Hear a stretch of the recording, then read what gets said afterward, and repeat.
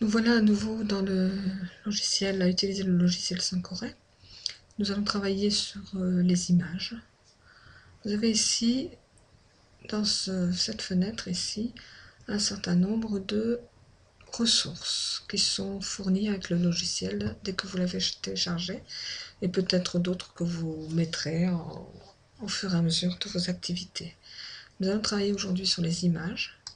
Donc voilà le dossier images.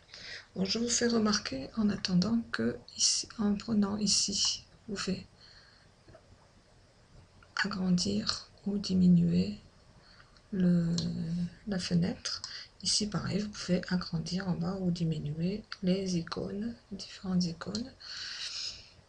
Je peux avec cette flèche là occulter ma fenêtre ou la remettre. Voilà. Donc je suis ici dans le dossier images, et dans le dossier images j'ai un certain nombre de sous-dossiers que vous avez téléchargés en même temps que Sankoré. Je vais prendre le dossier animaux et je vais prendre par exemple le caméléon. Donc il suffit de glisser-déposer, c'est-à-dire vous cliquez sur caméléon et vous le glissez vers la fenêtre. Voilà. Donc vous avez votre image qui s'est installée sur votre page. Cette image, vous pouvez la diminuer, l'agrandir en utilisant la poignée qui se trouve là. Si vous utilisez les poignées qui sont sur les côtés, vous allez déformer l'image.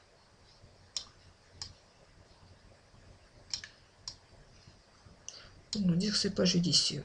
Donc je ferme, je reprends mon caméléon et voilà. Alors cette image, si vous cliquez ailleurs, vous voyez que le cadre n'existe plus et vous pouvez déplacer votre image comme vous voulez. Si vous cliquez sur l'image, le cadre réapparaît et là vous avez un certain nombre de fonctions que vous pouvez utiliser. En particulier ici, vous pouvez effectuer des rotations sur l'image, voilà, et la laisser comme vous voulez. Vous pouvez ici, comme on l'a déjà vu, verrouiller, donc votre image ne peut plus être bougée. Je reclique, je déverrouille. Alors si vous voulez bouger l'image alors qu'elle est encadrée, il faut prendre le gris du cadre pour pouvoir bouger l'image. Voilà. Vous pouvez, je diminue l'image un petit peu, vous pouvez ici, avec cette icône-là, dupliquer l'image. Donc je duplique l'image, hop, autant de fois que je le veux. C'est assez intéressant pour faire, par exemple, voilà. Par exemple, si je veux dire à un élève, je veux demander, faire un exercice de comptage, par exemple pour les petits. Donc voilà, je prends le crayon, j'entoure, et j'ai un ensemble de 5 images. Je vais annuler mon opération crayon. Tac. Je vais reprendre la flèche pour supprimer les images que j'ai en trop. Voilà. Je vais prendre une autre image. Je vais prendre par exemple dans décor. Voilà. J'ai donc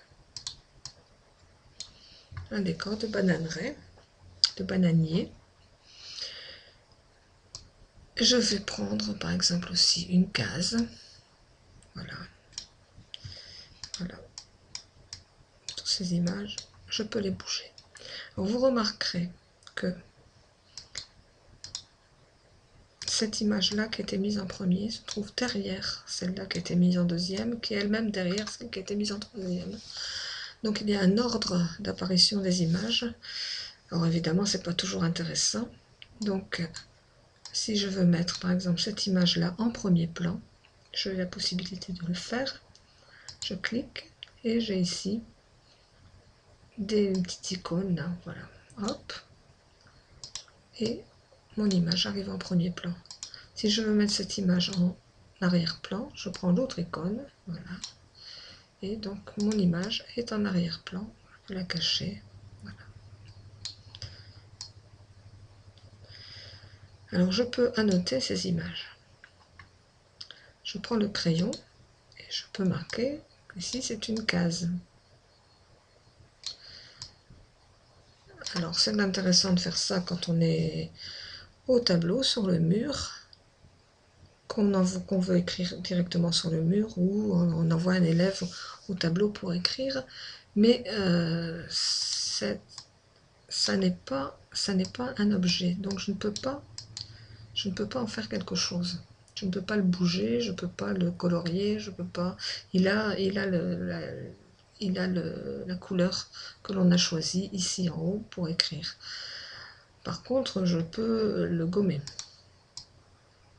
Alors que les autres objets, je ne peux pas les gommer. Voilà. Alors si je veux écrire case correctement avec des écritures d'imprimerie, si je veux par exemple annoter mes dessins en préparant mon cours chez moi sur mon ordinateur, je peux utiliser donc cet outil là qui est d'écrire un texte. Il faut que j'ouvre une fenêtre texte, voilà, et que j'écrive avec mon clavier d'ordinateur le mot que j'ai envie d'écrire. Ce mot-là, je peux augmenter, je peux diminuer. Je peux sélectionner le mot et choisir une couleur. Voilà, ce mot est en rouge. Vous voyez que je peux le placer où je veux. Je reclique dessus. Je peux le dupliquer ici, toujours la même petite icône, je peux le dupliquer, ou je peux le fixer, le verrouiller si je ne veux pas qu'il bouge sur la page. Alors vous allez me dire, ça c'est bien quand on a son clavier, et si j'ai pas mon clavier, par exemple je veux écrire ici caméléon, j'ouvre une fenêtre de texte et je prends le clavier virtuel. Si par exemple je suis au tableau, vous remarquez que c'est un clavier QWERTY, je n'ai pas d'accentuation. Alors tant pis, j'écris caméléon comme ça, caméléon. Voilà. Alors comme je sélectionne, je peux changer la couleur. Je peux mettre en vert par exemple. Ok. Vous voyez, elle est en vert. Je peux changer aussi, je ne l'ai pas montré tout à l'heure, je peux changer de... Vous voyez, on voit là les différentes polices. Je peux mettre en gras et en italique par exemple. Ok. Ah, il n'a rien fait parce que je n'avais pas sélectionné. Donc voilà, je mets donc en comique, gras italique, ok. Voilà. Alors c'est un peu trop grand, je diminue. Voilà, je peux mettre donc des flèches aussi, des caméléons, hop, je relis. Si j'écris ici,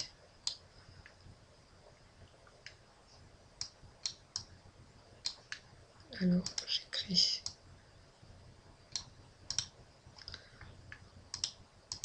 alors il ne veut plus m'écrire, voilà, j'écris ici banane, j'écris bananier, voilà. Alors, vous voyez, j'ai bananier. Je peux donc relier bananier, hop, hop. Ah, vous voyez quand même que mes flèches, elles sont à l'arrière. Alors qu'à cela ne tienne, je vais les mettre en premier plan.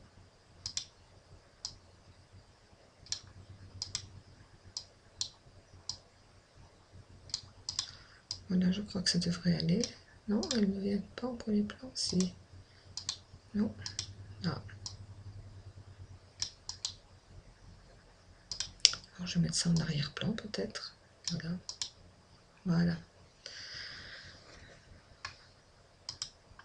Je peux changer. Est-ce que je peux changer la couleur? Non, j'ai pris le crayon vert. Bien, voilà. J'espère que ça vous aura aidé un petit peu. La prochaine fois, on verra comment travailler avec d'autres images que celles de la bibliothèque, comment augmenter la bibliothèque, comment classer les images, etc. Alors un petit rappel, si j'appuie sur document ici, je retrouve ici le document que j'ai fait aujourd'hui, le 7 janvier 2013, et je peux le renommer, mettre par exemple essai. Voilà. Les documents précédents,